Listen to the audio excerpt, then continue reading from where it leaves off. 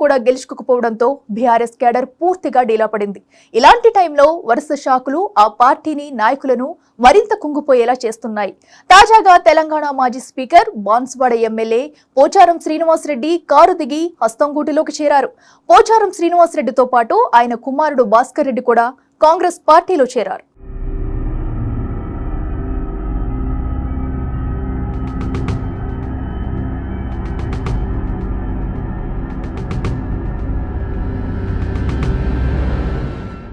Assembly ఎన్నికల్లో ప్రతిపక్ష పాత్రకు పరిమితమైన బీఆర్ఎస్ కు దెబ్బ మీద దెబ్బ తగులుతోంది. సొంత పార్టీ ఎమ్మెల్యేలే షాక్ ఇస్తున్నారు. ఇప్పటికే 3 ఎమ్మెల్యేలు కారు దిగి కాంగ్రెస్ లో చేరిపోయారు. ఇప్పుడు మరో సీనియర్ పొలిటీషియన్ కారు దిగేశారు. కొంతకాలంగా బీఆర్ఎస్ నాయకత్వంపై అసంతృప్తిగా ఉన్న పోచారం హస్తం నేతల ఆహ్వానంతో పార్టీ కండువా కప్పుకున్నారు. ముందుగా పోచారం ఇంటికి ముఖ్యమంత్రి రేవంత్ రెడ్డి వెళ్లారు. సీఎంతో పాటు మంత్రి పొంగులేటి కూడా ఉన్నారు.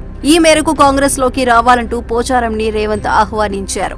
ఆయనకు కాంగ్రెస్ లో కీలక బాధ్యతలు అప్పచెప్పే అవకాశం ఉన్నట్లు తెలుస్తోంది. బాన్సువాడ నుంచి 6 సార్లు ఎమ్మెల్యేగా గెలిచిన పోచారం గత అసెంబ్లీలో స్పీకర్ గా వ్యవహరించారు.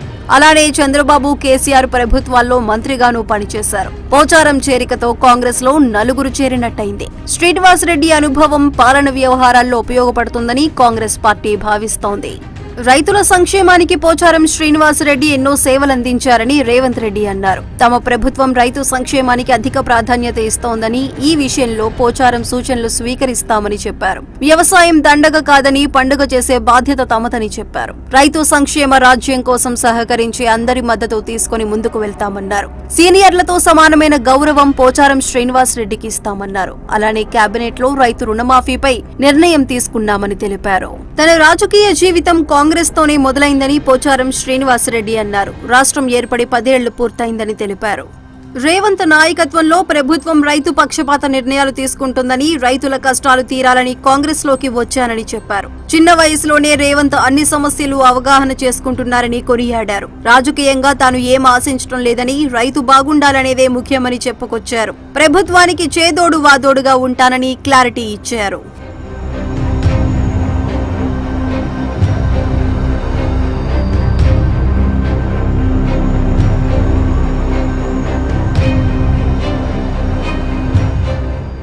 అదలా ఉంటే ఖైరతాబాద్ ఎమ్మెల్యే దానం సంచలన వ్యాఖ్యలు చేశారు. కాంగ్రెస్ లోకి త్వరలో 20 మంది బీఆర్ఎస్ ఎమ్మెల్యేలు వస్తారంటూ పొలిటికల్ బాంబ్ పేల్చారు. బీఆర్ఎస్ అధినేత కేసీఆర్ అనుసరిస్తున్న విధానాలే బీఆర్ఎస్ కొంప ముంచాయని దానం అంటున్నారు.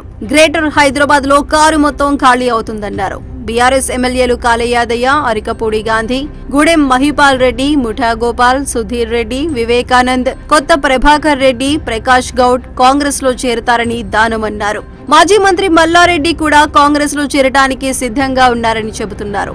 చేరికలపై సీఎం రేవంత్ రెడ్డి, సునీల్ కనుగోలు చర్చించారని దానం తెలిపారు.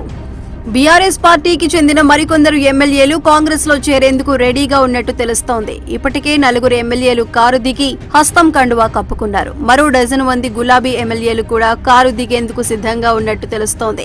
ఉప్పల్ బీఆర్ఎస్ ఎమ్మెల్యే లక్ష్మారెడ్డి ముఖ్యమంత్రి రేవంత్ రెడ్డి కాంగ్రెస్ పరిపాలన బాగుందని కితాబిచ్చారు. కాంగ్రెస్ లోకి వచ్చేందుకు సుముఖత వ్యక్తం చేశారు.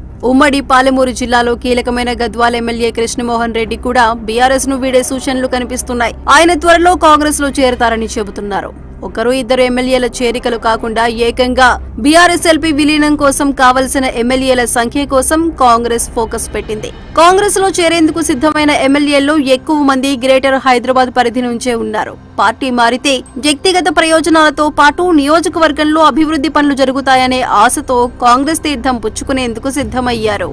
అసెంబ్లీలో బీఆర్ఎస్ ఎల్పీ, సీఎల్పీలో విలీనం కావాలంటే ఆ పార్టీకి ఉన్న ఎమ్మెల్యేల్లో 2/3 వంతు పార్టీ మారాలి. అప్పుడే పార్టీ ఫిరాయింపుల చట్టం వర్తించదు. జూలై 2వ వారం నుంచి అసెంబ్లీ బడ్జెట్ సమావేశాలను నిర్వహించే ఛాన్స్ ఉంది. ఈలోపే అన్ని అనుకున్నట్టుగా జరిగితే బీఆర్ఎస్ ఎల్పీని కాంగ్రెస్ శాసనసభ పక్షంలో విలీనం ప్రక్రియ పూర్తి చేయాలని సీఎం రేవంత్ టార్గెట్ గా పెట్టుకున్నారు. మరోవైపు బీఆర్ఎస్ లో టెన్షన్ పీక్స్ కు చేరుతోంది. పోచారం ఇంటి ఎదుట బీఆర్ఎస్ నేతలు ఆందోళనకు దిగారు.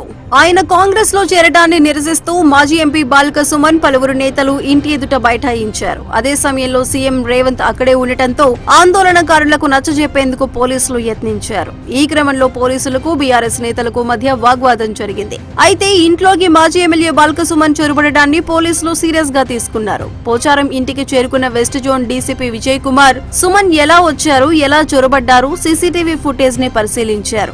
ఎవరు చట్టవిరుద్ధంగా ప్రవర్తించినా చర్యలు తప్పవని హెచ్చరించారు.